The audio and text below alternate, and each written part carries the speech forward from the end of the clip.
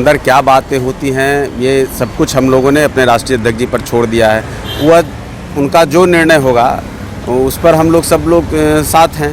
अब बाकी तो हमारे पार्टी के अस्तित्व पर जिन लोगों ने सवाल उठाया, तो आखिर अपने अस्तित्व की रक्षा के लिए बिहार की जनता, जिसका एक बड़ा जनसमूह हमारे नेता श्री जीतन राम मांझी जी के प्रति अपनी आस्था रखता है, एक जो गरीब का, जो दलित का एक समर्पण उनके साथ है, एक विश्वास उनके साथ है, तो उनके स्वाभिमान की रक्षा के लिए तो हमको करना पड़ेगा।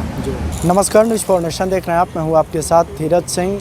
महागठबंधन सरकार से अपना समर्थन वापस लेने के बाद दिल्ली पहुंचे पूर्व मुख्यमंत्री जीतन राम मांझी और बिहार सरकार में पूर्व मंत्री और हिंदुस्तानी अवाम मोर्चा सेकुलर के राष्ट्रीय अध्यक्ष संतोष कुमार सुमन अभी दिल्ली स्थित जो गृह मंत्री अमित शाह का सरकारी आवास है वहां पर पहुंचे हैं।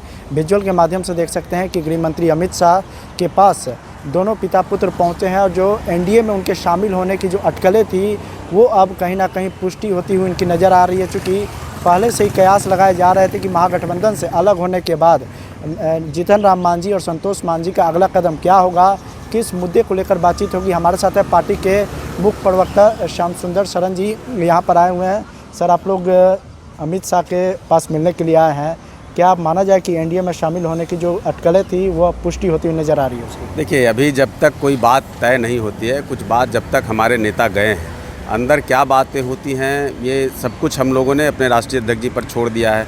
वह उनका जो निर्णय होगा उस पर हम लोग सब लोग साथ हैं। अब बाकी तो हमारे पार्टी के अस्तित्व पर जिन लोगों ने सवाल उठाया, तो आखिर अपने अस्तित्व की रक्षा के लिए बिहार की जनता, जिसका एक बड़ा जनसमूह हमारे नेता श्री जीतन राम मांझी जी के प्रति अपनी आस्था रखता है, एक जो गरीब का, जो दलित का एक समर्पण उनके साथ है, एक विश्वास उनके साथ है, तो उनके स्वाभिमान की रक्षा के लिए तो हमको करना पड़ेगा। और स्वाभिमान और अस्तित्व की रक्षा के लिए तो हर किसी को अपना अधिकार है, कोई रणनीति बनाने का, कोई कदम उठाने का।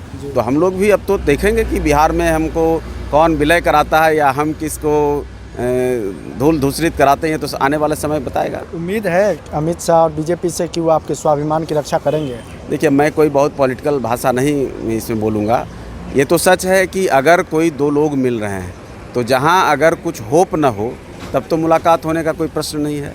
तो कुछ बातें हैं, कुछ होंगी और चर्चाएं होंगी। गठबंधन होगा कि नहीं होगा ये बाद का विषय है।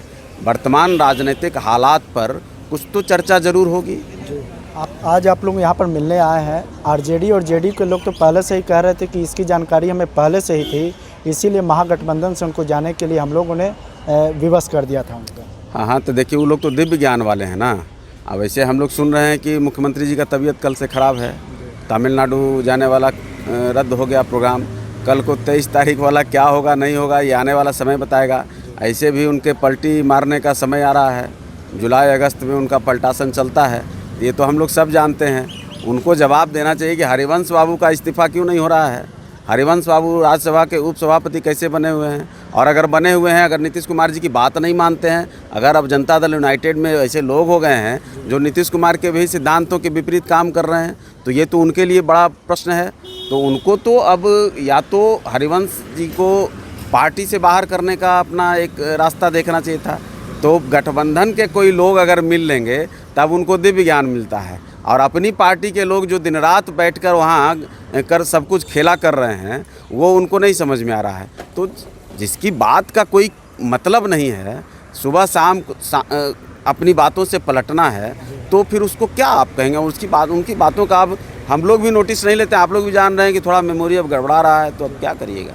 तो साफ तौर पे जो जीतन राम मांझी और उनके पार्टी के जो राष्ट्रीय अध्यक्ष है संतोष कुमार सुमन यहाँ पर दिल्ली स्थित जो अमित शाह का सरकारी आवास है वहाँ पर मुलाकात के लिए पहुँचे हुए हैं, और कयास यही लगाया जा रहा है कि आज एनडीए में शामिल होने की जो उनकी गतिविधि है और जो उनकी प्रक्रिया है उसमें और भी तेज़ी देखने को मिलेगा। लेकिन फिलहाल देखना होगा कि इस मुलाकात के बाद क्या कुछ निकल कर सामने आता है। दिल्ली से न्यूज़ फॉर नेशन के लिए मैं धीरज सिंह।